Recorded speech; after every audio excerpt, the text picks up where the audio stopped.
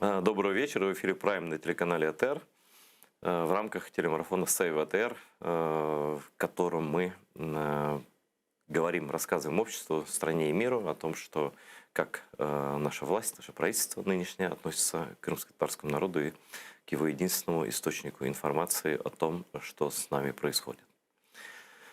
До сих пор вопрос АТР не решен. Мы слышали много обещаний, очень много обещаний, и не нам их давали, и не только нам их давали, но до сих пор ни один чиновник правительства Украины не пришел на АТР, не позвонил ни одному сотруднику АТР, ничем не поинтересовался, ни нашей ситуации со спутниковым вещанием. В апреле отключают, уже не будут они бесплатно столько транслировать. Западный спутник отключает детский канал «Ляли», единственный канал, который вещает круглосуточно, 7/24, вещает на крымско-татарском языке для детей. Другой рукой они утверждают программу развития крымско-татарского языка. И это никак не вяжется в моем сознании, вообще ни в чем сознании не вяжется, но последовательная политика на удушение канала АТР, к сожалению, продолжается. Ну а мы продолжаем свою борьбу за наш канал и за свой народ, который мы никогда не бросим. Вы в этом даже не сомневайтесь. Я благодарю вас за вашу поддержку, за ваши донаты, которые позволяют нам вещать сейчас из этой нашей временной студии. Мы будем бороться до конца, это мы вам обещаем. Спасибо за поддержку, особенно тем, кто на Патреоне подписался на нас. Это дело благородное и под силу, на мой взгляд, каждого. Предисловие закончилось, а теперь, собственно, к сути дела. Сегодня у меня очень хороший гость, один из моих просто любимых собеседников и людей, которых я 100 лет знаю, который был на нашем канале 1 100 000 раз. Это бывший министр иностранных дел. Чуть-чуть меньше. Чуть-чуть меньше. Да? Но дипломаты же такие люди. Зануды. 1 100 000 раз. Павел Климкін, приветствую. Добрий вечір. Вітаю тебе, Айдера. Ну і, звичайно, вітаю АТР. АТР, він унікальний.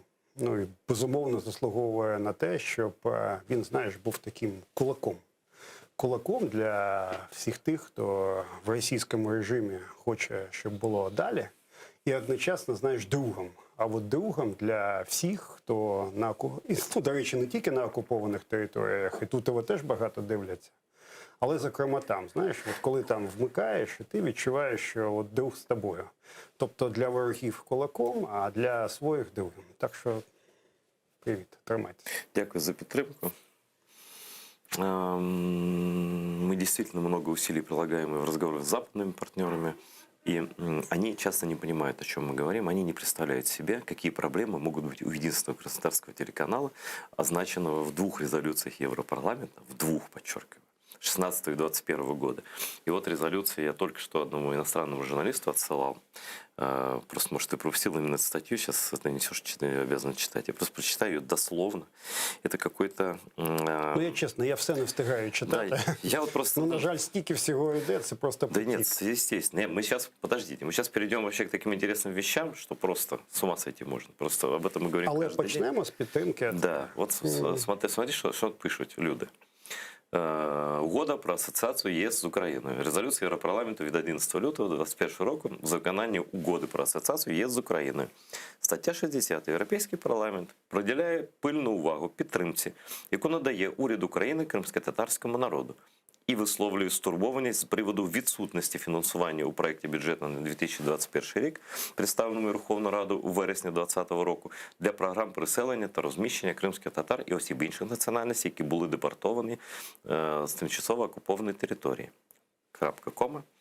Європарламент закликає Україну прийняти закони про корінні народи України, про статус корінного кримськотатарського народу і про внесення поправок до її Конституції для визнання національно-територіальної автономії кримськотатарського народу в межах України, а саме в Криму, що виникає з невід'ємного права корінного кримськотатарського народу на самовизначення. Кома. Що стосується АТР, наполягає на тому, щоб українська влада вирішувала проблеми єдиного кримськотатарського телеканалу АТР і запропонувала стабільний механізм фінансової та технічної підтримки, щоб телеканал міг продовжувати мовлення на окупований Росією Крим. Це написано і затверджено Європарламентом 11 лютого цього року. Після цього жодного звука. Слухай, це ж питання навіть не тільки політики, це політика і важлива політика, але це питання честі, я вважаю. Історичної справедливості, але насамперед честі для нас, для всіх. Оскільки, підтримка тих, відчувати друга, як я сказав, канал там на окупованій території, тобто тут те важливо.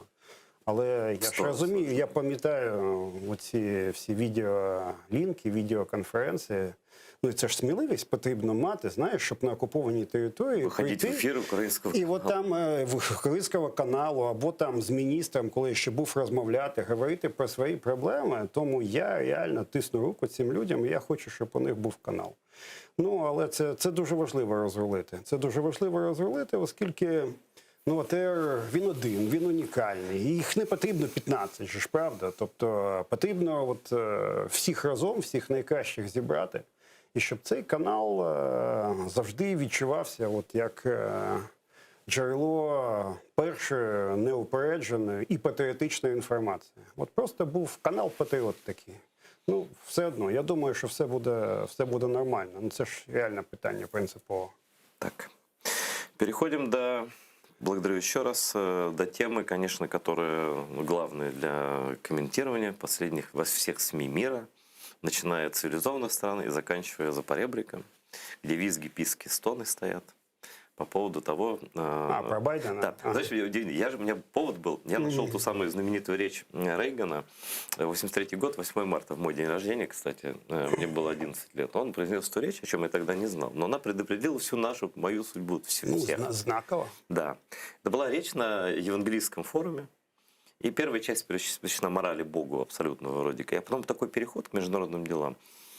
И где Рейган довольно развернуто рассказывает, почему Россия это, Америка это Бог, а Россия это дьявол. А потом говорит, империя зла, ну и так далее. Да? И как бы с этого все началось. Да. И 83-й год, считаем года, в 91 году как-то и сломалась эта империя. Вот. А сейчас все происходит быстрее и короче, ну, по крайней мере, в риторике. И вот эту огромную речь, которую сейчас можно читать там минут 10 с удовольствием, Байден заменил одной тиктоковской фразой. Вот это «I do». Он сказал, собственно, все, что он сказал по поводу Путина, потом уже добавил. Сказал, да, убийца, да, это так. Что значит эта фраза вот в твоей интерпретации и чего нам дальше ждать? Дивись, реально класне питання. По-перше, в понятійному світі Путіна, а для нього все ж таки дуже важливо, як про нього говорять інші лідери. Йому, може, байдуже, що про нього говорять там в Парагваї, я не знаю. Але, Или в Саратові. Але в Саратові йому взагалі паралельно. Йому ж люди там, ну, для нього нічого не значить. Але що говорять, умовно, Байден і Меркель, він же ж всіх лідерів за рівних не вважає, це зрозуміло. Але Байден для нього це все ж таки от, повага, понятійна повага від Байдена, це реально круто. І от те, що сказав Байден, це в його світі, це удар під дих. Ну реально під дих. Тобто, ти знаєш, ну от як там граються там, в дитячому садку, діти в пісочниці, там граються, всі якісь ігри. Одного там виставляють і кажуть, ні, ти не хороший. От ми хороші хлопці, а ти не хороший. От це, ти знаєш, от виставити зі світової пісочниці. І це для Путіна, ну подивись, що відбувається в російських СМІ, там, в оцих телеграм-каналах. Зараз всі клянуться у вірності Путіну, і я так розумію, хто не поклянеться, тот зрадник. Да. Тот зрадник, реально зрадник. Да. І таке говорять, починають казати, от Байден впав, у нього щось там з ментальні проблеми, хоча голова у нього світла, по-моєму, всім по інтерв'ю. Ну, але окей, хай там їм своє, да? А нам своє робити.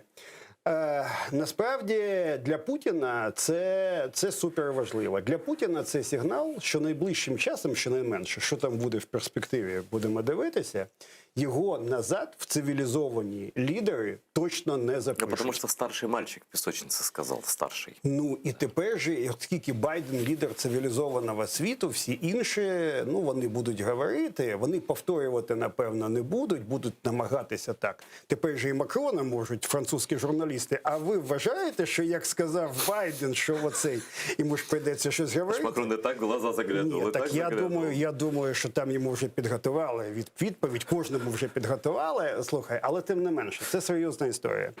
Тепер, а що це означає для відносин, умовно, особисто Байдена і Путіна, і американських, і російських, оскільки це не одне і те ж? Я думаю, що розмова якась буде, чи вона буде найближчим часом між ними, чим пізніше. Путін почав його тролити, йому там, напевно, підготували, каже, давайте дискусії в прямому ефірі. Стадіон так стадіон. Я ж стадіон, так стадіон, точно. Я от і пожартував вже так. Тобто у нас навчаються Володимира Зеленського, ну, Так у нас слава Богу. передовая политическая культура. 100%. Аналізи, стадіон, все у нас. Ну, тобто, маразм наш, насправді, він іде і далі. Ну, окей. Якщо серйозно, для нас це реально виклик, оскільки відносини між Байденом і Путіним і російсько-американські відносини, вони будуть менше от в цьому офіційному форматі і більше в неофіційному, оскільки для офіційних переговорів це дуже простір звужений. Как интересно, дипломатическая такая... Реально маневр набагато менше і для американців, ну і відповідно для Росії. Соответственно, в непубличном то, что А никто в не узнает. непублічному буде набагато більше.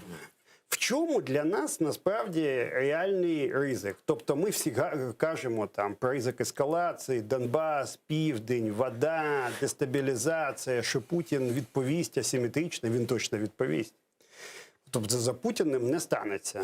Він прекрасно розуміє, що для нього це образа, і він має, Жириновський же не просто так вийшов. Конечно. Жириновський, він же нічого просто так не говорить. Никогда причем. Да. Він же ж з адміністрації йому, а тепер же ж давай щось кажи, оскільки ти тут йому тут сказали. І він озвучує, що хоче Кремль, але озвучує, оскільки чого Кремль насправді озвучувати не може. Тобто це насправді сигнал не стільки нам, скільки всім іншим. І Сполученим Штатам, і Ну, Європейському держите Союзі. нас семеро, да. Ну, але тим не менше потрібно згуртуватися і змобілізуватися, оскільки 100% ескалації будуть, провокації будуть, підкачка ситуації буде. Але от тепер говорять між собою, а говорити вони будуть. Є ж багато світових проблем, це стратегічна безпека, енергоносії, санкції. Ну, я тобі зараз Но они можу же могут там... же не лично разговаривать. Ні, так звичайно. Спочатку будуть говорити інші люди, але ж вони будуть говорити умовно неофіційно під столом. Чи будемо ми питанням? Ну, от, розмов щодо цього пасіянства. Це вопрос уже к нам Я самим. тобі можу сказати, що, скоріше за все, не будемо. Ну, тобто, це точно не вигідно Путіну. А для чого? Йому вигідно домовлятися за нашою спиною і через нашу голову. Ну, 100%. А потім там намагатися надягати нам на голову. Він же все одно мріє, у нього ж в голові імперія, Новоросія. Все одно це нікуди не пішло. А що вигідно Штатам? Питання, чи будуть вони нас в сьогоднішній реальності залучати в ці переговори стосовно наших питань? Консультуватися, ну, напевно, якимось чином будуть. А чи будуть залучати нас в розмови? Я тобі нагадаю, декілька днів, пам'ятаєш, нормандський формат. Починаються коментарі, там, всі кажуть, о, німці і французи придумали план. Ну, взагалі, от можеш собі уявити, що німці і французи придумали план стосовно нас. Ми про це нічого не знаємо. Спочатку коментар ми не знаємо, потім ми знаємо, потім ми не знаємо деталей, потім ми щось чули, і потім вони передали це Росії. Пісков каже, ні, ніякого плану немає. Це не сюр, ну це реальний сюрреалізм. Да. А уявляєш, якщо Штати включаться, от коли мене питають дуже часто, там колеги кажуть, от, Павло, скажи, от може все ж таки американцям приєднатися до нормандського формату, я кажу, хто вам оце на голову надягнув? Ну реально для чого? Им это совсем не надо, на твой взгляд? Ну, слухай, німцям і французам це не потрібно, оскільки це реально їх там формат, в якому вони щось рулять. Да? Да. Тобто Хоть чем-то, хоть формально, да. Путіну взагалі не потрібно, особливо після цих слів і після всього цього. Да? Кому це? Американцям? А для чого американцям пов'язувати себе нормандським форматом? Вони будуть прямо з Росією говорити. А говорит, что формат этот ваш фейковый, по Ну, сути вони не дела. будуть так Ну, говорити, вони может, и будуть так співпрацювати. скажут, да. Ні, не будуть. Ну, це німці, це французи, це серйозна історія. Вони так не будуть говорити. Але для чого Штати туди, знаєш, як кажуть, впихувати, щоб їх там тримали? Хай вони просто, як окремий трек, такий паралельний, розмовляють з Я абсолютно росіянами. согласен. Але дуже важливо, щоб ми там були присутні. Щоб з нами кожен Вот в этом крок отдельном погоджували. треке, вот в этом, От, американском от в треке. цьому окремому треку, абсолютно. Тому, дивись, от насправді є, крім всіх ескалацій, дестабілізацій, які Путін буде робити, є реальна загроза, що нас от в цьому неофіційному процесі переговорів, перемовин, як хочеш його називай, не буде. І оце насправді дуже великий ризик з того, що відбулося. Ну і є знову таки, це останнє, такий дуже емоційний поштовх для Путіна. Тепер же ж Путіну потрібно всередині Росії якось показати, що він все ж таки крутий. Ну тобто поїхати з Шойгу в тайгу – це, звичайно, добре для росіян, але недостатньо. От тепер він буде планувати, що він може робити далі. Дивись, там теж непроста ситуація. Вони відштовхують, там, переносять послання федеральному цьому, да, своїй думі. Там. Вони граються з пенсійною реформою, частину відмінити. Їм же ж потрібно якось, ну, щоб люди... Тобто внутрішня компенсація, а якою буде зовнішня компенсація? Ну вони ж на Штати не полізуть, і на Німеччину не полізуть, і китайців в спокої залишать, правда? Да, варіантів небагато. Хто? Ми. Ну, ми, оскільки білоруси, це у них окрема реальність. На фронті вони ж кожен там, день, снайперська війна реально. але я думаю, що Путін 100% щось запланує, плани там зараз розробляють, і насправді ми йдемо в дуже таку непросту історію. Ну, наверное, я вообще полностью согласен, тем более, что вижу, какие процессы внутри страны происходят, раскачивание хаоса вот этого, очень мне в этот сценарий укладывается. И про Шойгу и Путина сейчас тоже поговорим в тайге. Я единственный вопрос хотел задать дополнительно, то есть нас могут не учитывать в этих всех переговорах. Вот да, для Путина вот эта фраза там «ты убийца», тем более в ушах западных лидеров, это оскорбление страшное. Ну и для него как пахана, да, оскорбление. Всередині Росії. Це в його понятійному світі. Не, в него-то это прекрасно. По поняттям це не працює. Да, да. Ну, короче, ну там все равно убийца, слушайте, Иван Грозный убийца, кумир русских, там Сталин убийца. То есть как бы вот внутри их мирка не работает. Да. Гвоздички кладут. Да, внутри их мирка это может быть и плюс даже. Но он понимает, что это вот именно выведение из песочницы, как ты сказал. Ні, да? ти знаєш, я от думаю, що і всередині цього світа російського це не є плюс, оскільки для росіян... Ну, важно, Путіна, хто це сказав. Хто це сказав? Да. Абсолютно. Вот ти маєш рацію. Да. Якщо це каже Байден, Да. ну це значить, що Путін вже не на рівні Вот. з ним. Да, я про... А для Путіна бути не на... Він же що? Він завжди на міжнародній арені, він крутий. Да. А тут йому Байден каже, так, ну, просто убійця, да. Тобто, що тепер Європа скаже, хто буде розмовляти? Тобто розмовляти вони все одно будуть. Ну, в каком Але тоні, в насправді каком форматі, це більше, ніж, як знаєш, одеський анекдот «Осадок остався». Це дуже серйозна Тем історія. более, смотри, вот у русских внутри их системы координат. Сказать, вот Путин убил столько там этих вот чеченов, например, для них это крутяк, да? В Европе слово «убийца» совсем не носит крутую коннотацию. Yeah. Совсем. В этом как бы не большевистском условно, а таком условно христианском мире назвать человека убийцей, это ну, человек греховный и, ну, черт, короче. Так ти да, ще вот. врахуй, що Байден – це відданий католик. Я про то и говорю. До Для него это речі, не пустые слова другий совсем, да. президент, який є католиком в історії Сполучених Штатів, він ну, завжди ходить до церкви. Для нього релігія – це не така, Ну, там знаєш, не ритуал. Ну там и протестанты не менее религиозные. Ну, це Там звичайно. 95% Ні, релігіозних так само людей, да. собою. А я просто кажу, що для нього сказати це ж не значить просто кинути якусь Вот, фразу. некоторые начали говорить, он случайно говорил, что нет, Ні. он никогда. Такие сколько лет в политике, и он действительно Слухайте, верующий. і у Байдена є свої переконання, у Байдена є свої принципи, у Байдена є свої цінності. Тому, коли він це каже, це чогось насправді варто. І те, що зараз, до речі, ну я не знаю, чи будемо потім окремо про це говорити, але іде процес, він триває, перегляду американської політики стосовно Росії. От був Трамп. Він теж був понятійний, по-іншому, ніж Путін, але теж він був з бізнесом, прийшов, він каже, от там діл. Діл тут, діл там, з Кімом зібралися, ну не вийшло, значить буде в наступний раз. Ну, має рацію, його легітимно вибрали американці, він намагався просувати те, що просував. Але зараз процес перегляду політики стосовно Росії, він відбувається. І я думаю, що американці виберуть таку стратегічну лінію стосовно Росії. Вони не будуть це казати, звичайно, оскільки це зовсім не політкоректно, навіть після того, що сказав Байден. Що може бути Але хуже, да? ні, але тим не менше вони все ж таки будуть грати на перезавантаження цього режиму. Це ж не значить, що наступний якийсь там режим буде набагато краще. Я, до речі, от дуже скептично до цього Просто ставлюсь. другой, скажімо. Але він буде Просто інший другой, да. там, і з ним буде не простіше нам розмовляти, але тим не менше з'являться якісь шанси. Тому, звичайно, для Путіна, ну, бачиш, там і навколо Путіна вже починаються ці рухи, клани, як їх вежі там називають. Там. У меня есть уже другая версия, я потом скажу. Ну, Ты давай. говори. Вот, Але я вже чув з деяких джерел, що ця, ну, так, боротьба, окей, не боротьба, а, по-перше, репозиціонування вже ну, починається. дай бог, если так. Не, народ там много всякого шаловливого, да, в верхах. Я хотел закончить про Украину. Это, безусловно, прямое оскорбление для Путина из уст Байдена. А вот молчание Байдена в отношении Зеленского – это что? Ну, слухай, ну, по-перше, це не мовчання. Ну, Ну, у он не нас... звонит, я это имею в виду. Ні, ну от я... От... Не, объясни это с дипломатической Да. точки зрения, пожалуйста. От Я не хочу гадать. Ні, ну це класне питання, але мене це розважає це питання. От мені кажуть, коли буде дзвінок? Я кажу, а що буде після дзвінка? А що після дзвінка? Фейерверк буде біля Я не офісу про это хочу президента. спросить.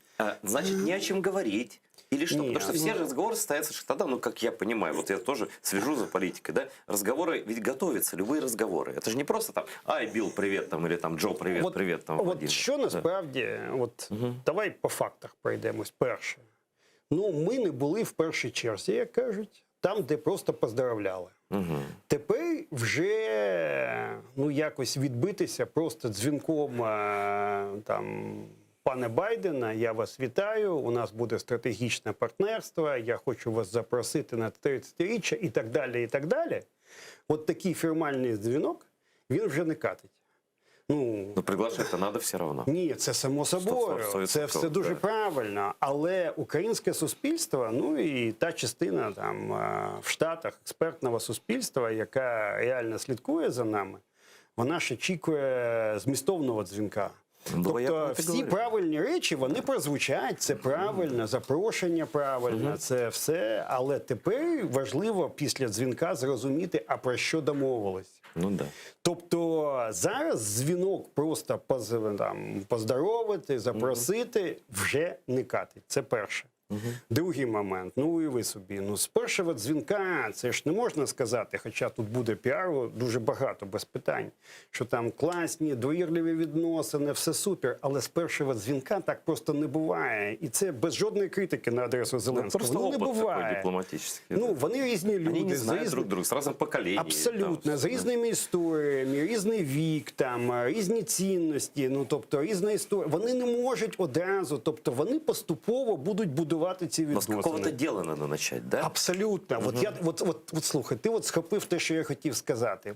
Почати потрібно насправді з того, щоб сказати, давай зробимо спільну історію успіху. Є ключові речі, які Байден просував в Україні. І найкраща зброя проти Путіна – це ж навіть не джевеліни. Хоча джевеліни і все, зброя, це нам потрібно більше, допомоги більше і вся ця історія. Найкраща зброя проти Путіна – це ж сильна Україна, яка насправді стійка. Тому побудувати, щоб все ж таки замість імітації реальна боротьба з корупцією, щоб антикорупційні органи боролися не за своє існування, а проти корупції, щоб була судова реформа, а не наручники, да, там, наші судді тут, ваші Из-за судді чего там. сейчас вот это все мы наблюдаем? Ну, слухай, ну це ж так. Ну, я вже про олігархів взагалі не говорю. Да? Тобто, є декілька історій, які зрозумілі Их Байдену. немного, на самом деле. Слухай, да. їх реально Пять историй. раз, два, Да, три. да, Ну, окей, 4-5. Да. Але їх можна покласти на одну сторіночку, на одну, правда? Все зрозуміло і сказати, слухай, да, ну, окей, слухайте, да, пане Байдена, давайте зробимо історію спільного успіху. Допоможіть. Допоможіть. Я готовий замість імітації, які ми поки що там ми всі займаємося, піти в реальну історію.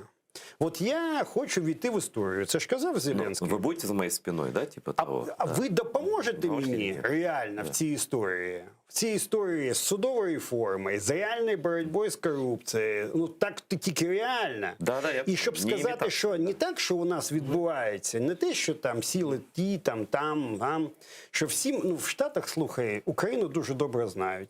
Я зараз тобі там ФБР більше про наші схеми розкаже, чим хтось ти там на ефір запросиш. Да? Вони ж всі знають. І розвести їх, вибач, да, за термінологію, пропетляти неможливо. Ну, тут некоторые хотели пропетлять. Вот, або ти кажеш, що от все ж таки ця сторінка, ми її разом робимо. Тобто для Но тебе... для этого тебе должны верить. Ого! І тоді ти кажеш, і я для початку роблю 1, 2, 3. 1, 2, 3 реально знакові речі, які показують, що я тому, що я Готовий кажу, до цього відданий. шляху. От я готовий, і мене вже з цього не згорнути. От це тоді розмова. Тоді Байден каже, ні, ну, знаєш, Таких парадигм і підтримуємо. пан Зеленський, тоді я щось бачу, я тоді надсилаю там людей, тобто робимо спільні проекти допомоги, і все робимо послідовно. От тільки такий дзвінок, він насправді може мати сенс. Будь-який інший дзвінок, який буде без сенсу, їм вже почнуть тролити Байдена, оскільки ну, ніхто ж політичні суперники нікуди не Ему поділися. слабость проявлять нельзя ни в чем. О, от бачиш, ти це розумієш. А по-друге, його ж знову почнуть тролити його сином, хоча, звичайно, що тут нема кримінальної історії, але почнуть згадувати, якісь там фейки вигадувати. Тому йому потрібен результат. Успех. І йому потрібно сказати, от перша розмова, а от ми потім поговоримо там, умовно, там, за місяць, за 2, за 3, байдуже. Але тоді є результат про те, що ми домовились. Я думаю, что он, в принципе, может раз в месяц с Зеленским разговаривать. Если раз в месяц будет что-то такое, можна, что... Да, можна, якщо він буде бачити, що це працює, що Україна змінюється, що це не якийсь там бардак з імітацією. Вот мы увидим, вот имитация ключевое слово, которое у меня в голове вертится все последние месяцы. Наверное, год примерно, уже даже больше. Потому что все, за что не беремся, да, берешь соглашение про ассоциацию, и ты понимаешь, что она не выполняется, да? Она у нас в Конституции. Берешь эту тему, судебной реформы, вот она трясет страну от нее, от ее отсутствия, просто сейчас разнесет, вот в любой момент, да, ну при желании каких-то лиц там в это подлить чего-то, да. А що Путін цього не знає? Так он на этом и играет. Ну в тому то ж справа. Это же его хлеб. И когда Жириновский говорит, мы нанесем удар по Украине, они не будут наносить удар по сильной Украине. Они нанесут удар по Украине в момент, когда здесь что-нибудь такое произойдет. Їм вже потрібно удар, а потім дестабілізація. Конечно. Зробити провокацію, щоб від цього пішла Нет, тотальна можно дестабілізація. сначала дестабилизировать, потом типа наводить порядок начать, а потом дальше этот ком. Я про вот Путина и Шойгу хочу к тебе вернуть к этой теме. Ты говоришь там, да, что разные действительно люди недовольны. В том, что кто-то недоволен в России и даже наверху. Там же не все совсем идиоты. Да? Там даже среди шовинистов не все идиоты. И среди бизнесменов не все идиоты. Да? Но есть нюансы. Ну, щоб заробити гроші, не потрібно було то не зовсім ідіотом, правда? В России это иногда нужно было просто иметь автомат и решимость нажать на курок. Вот. Но смысл в этом, мой вопрос в другом.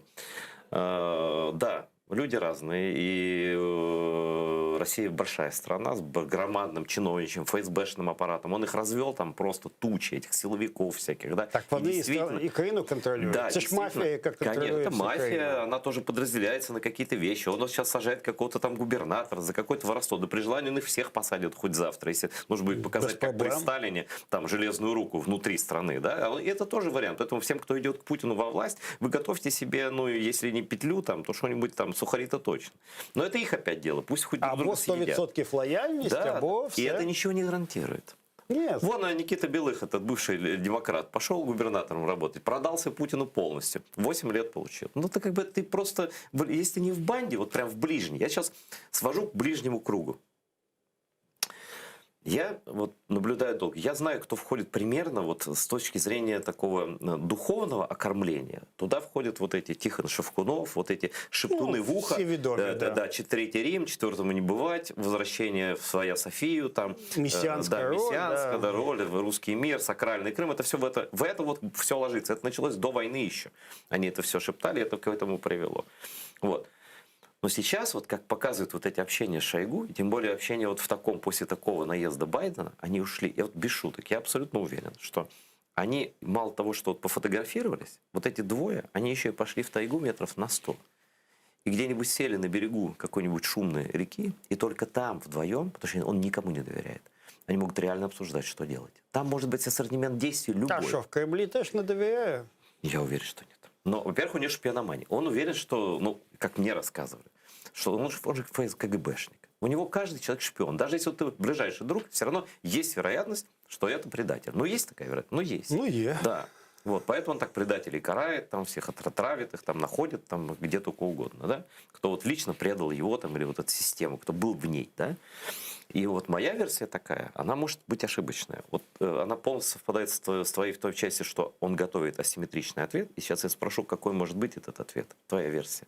Но то, что вот сейчас они там не чай гоняют и не рыбу ловят экологически чистыми удочками в этих, а у нас же все идиоты обсуждают, а в чем он одет, а вот у него на руке вены там, а вот это там, вот там сидят, он щечки, ну поддуты щечки ботоксом. Ну и что? От этого что-то меняется? Сущностно ничего. А суть в том, что, скорее всего, эти двое и реально есть руководители страны, причем Шойгу перешел от Ельцина в наследство. Он же очень умел с тем разговаривать. Он же с 93-го года, по-моему, глава МЧС. З 90, по-моему, 4 Он был очень серьезным, я прошу прощения, собутыльником, Борис Николаевич. Сейчас не знаю, что пьет, не пьет, может, уже чай пьет. Но он реально с ним шаг не отходил от него. Это был его ближайший человек.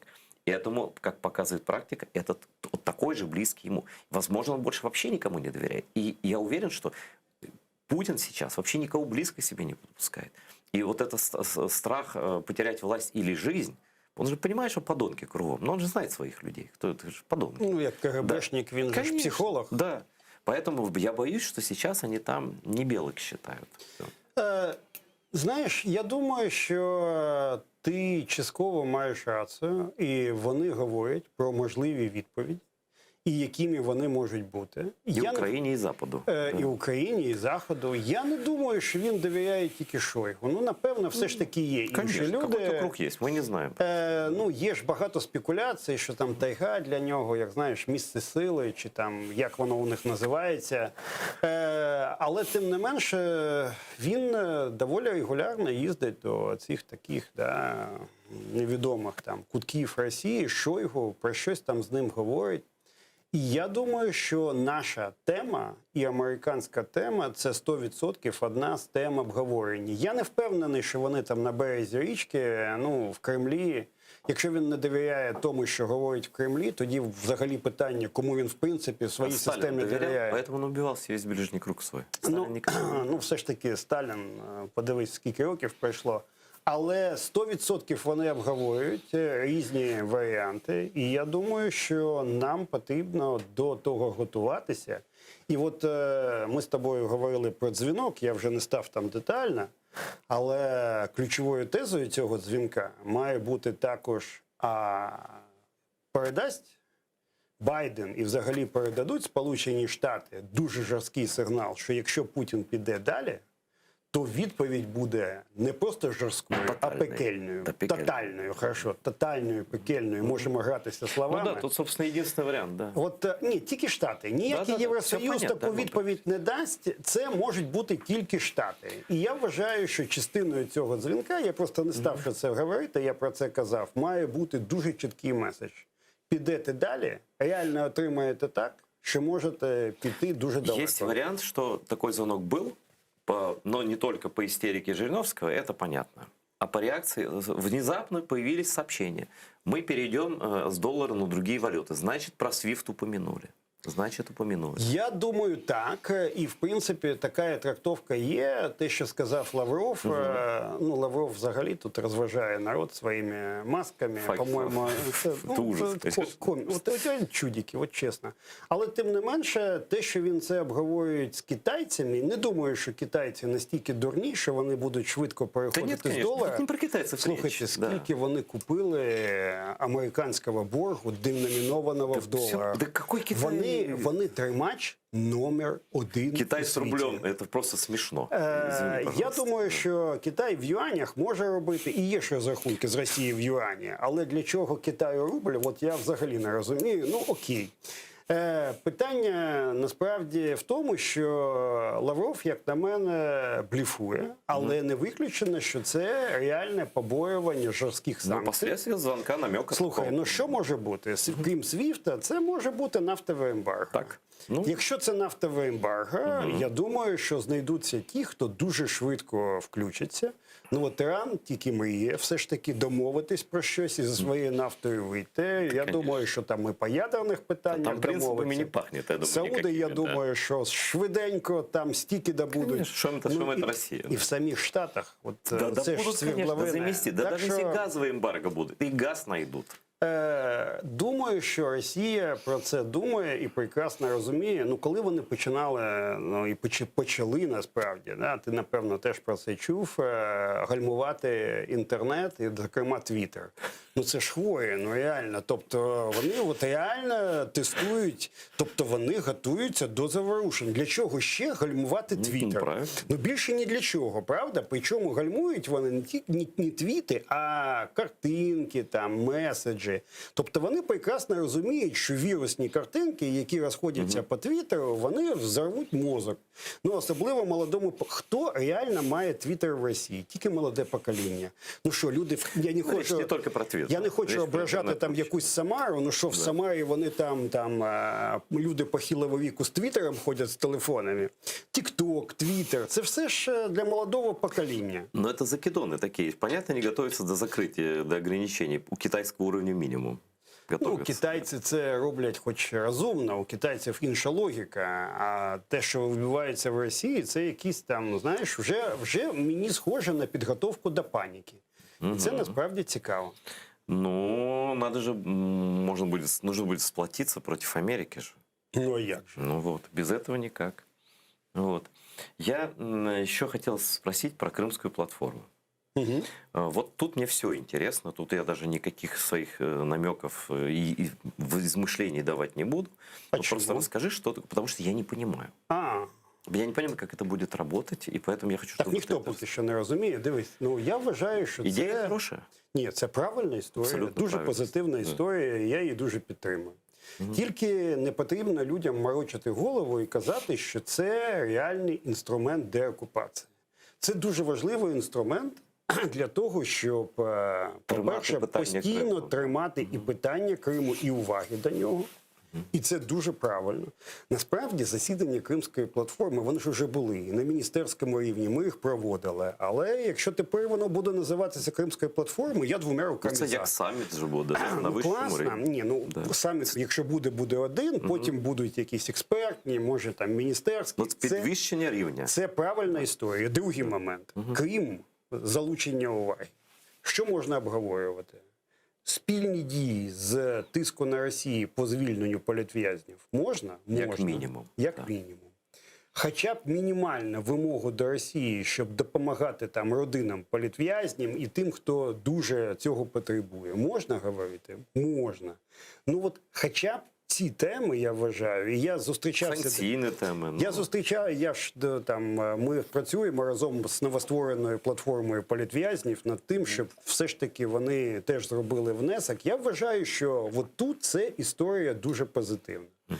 Але не потрібно людям говорити, що це механізм якоїсь там деокупації, швидкої деокупації. Оце насправді Ну, щоб не очікування. вийшло, як з миром на Донбасі. Так, ну тобто Ожидання одні, дуже другі правильна не історія, тільки потрібно пояснити, про що ця І як це буде історія. працювати. Да, як це буде працювати, що ми там будемо обговорювати. Там Росії там, звичайно, не буде. Росія буде там Да и тиснути. бог с ними. Вопрос, как работать за партнерами с Ні, другими. дивись, ну насправді непроста історія. От я тобі приклад дуже простий. Що робить Росія після Китаю? Вона свою вакцину, яку ніхто не перевірив, вона розповсюджує по світу.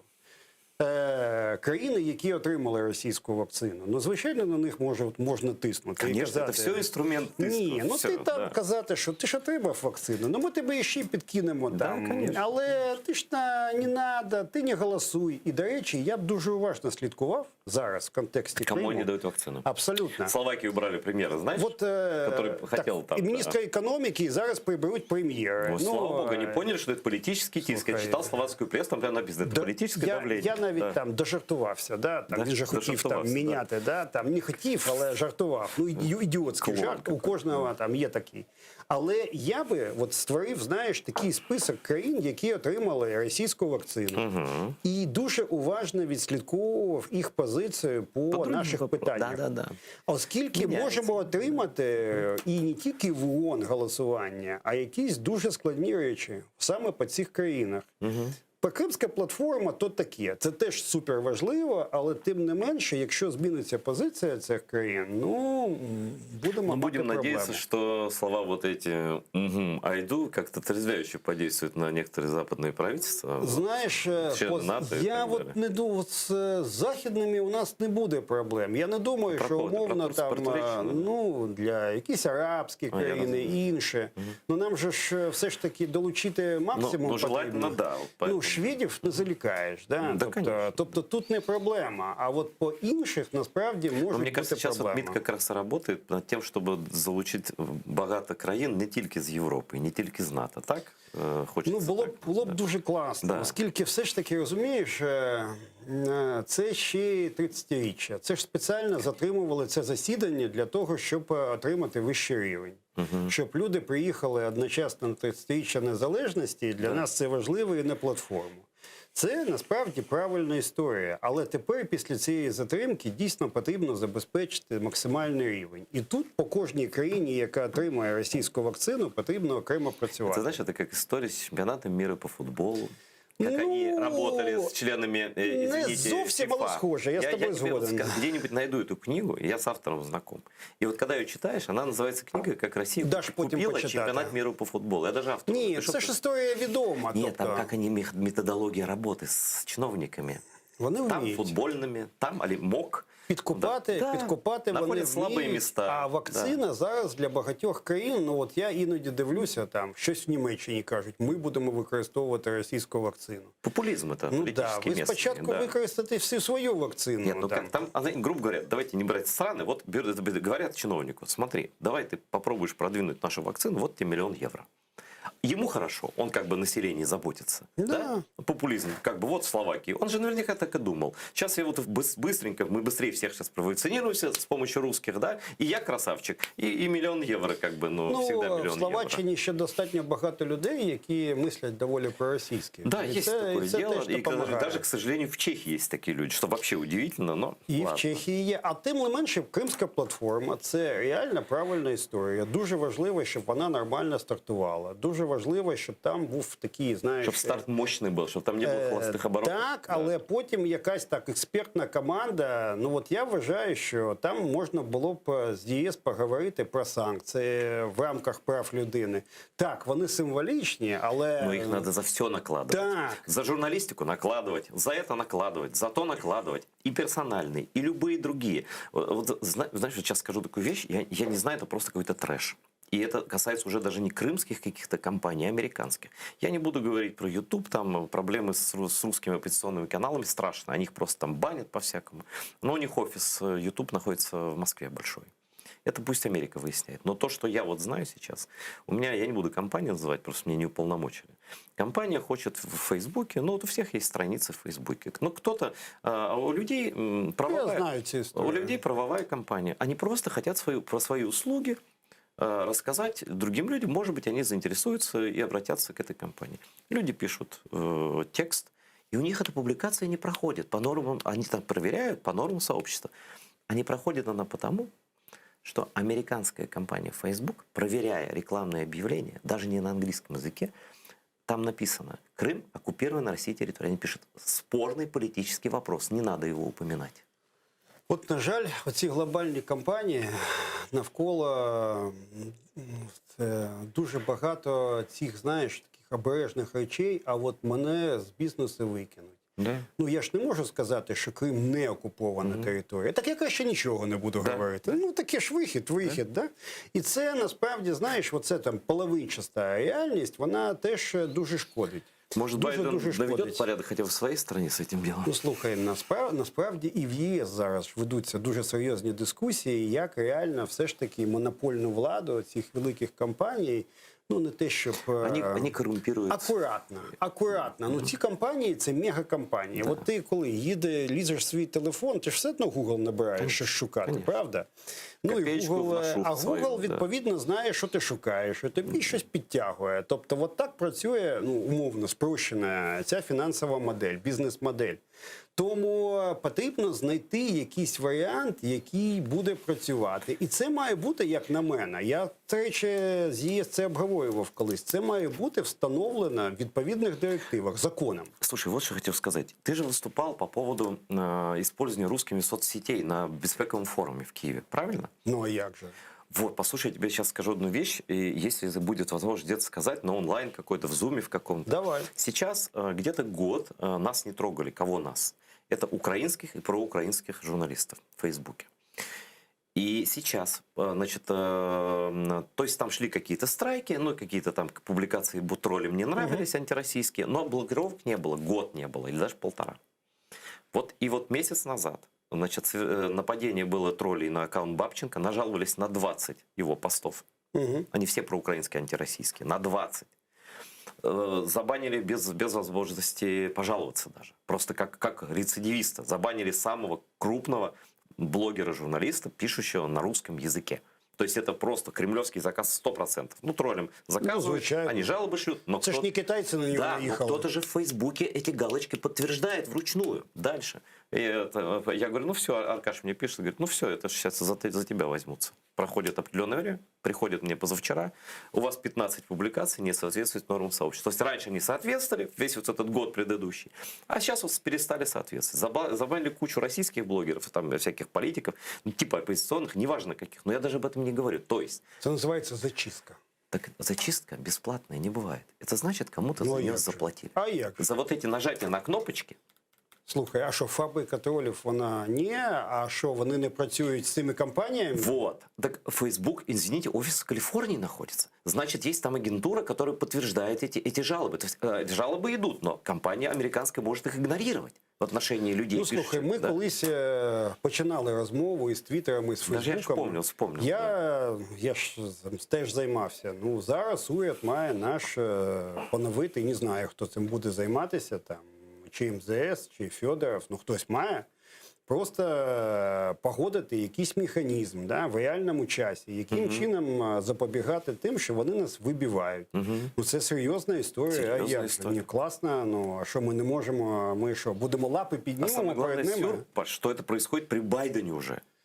Ну, слухай, ну, але Байден 60 днів, коронавірус, Ну, я тобто понимаю, звинувачувати, да. що у Я нього его руки... не виню, нет, ну просто... Руки до всього дійшли. Тобто, я, знаєш, я дуже критично ставлюся, коли щось не відбувається навіть до наших союзників, але в цьому сенсі, ну, дайте час Нет, розібратися в я всіх просто к питаннях. тому, что не стесняются американские компании вот в погоне за этой прибылью, или, может, их менеджеры в погоне за Ну, взятками, а як? делают такие вещи даже тогда, когда в Америке говорят вмешательство. давай там, не это, звинувачувати, якщо ми не знаємо фактів Да. по хабарам, але тим не менше я вважаю, що от реально потрібно призначити чи РНБО, чи уряд, я не знаю, Хто б який соцсетями механізм. займався, да. І хтось, хто відбиває оці російські атаки в Кстати, соцмережах. кто-то в РНБО занимается соцсетями?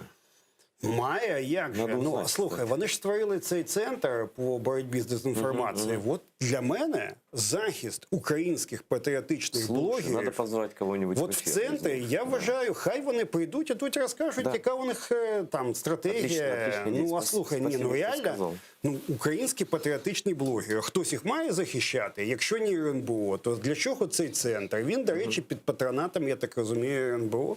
Ну, я так чув, що не менше.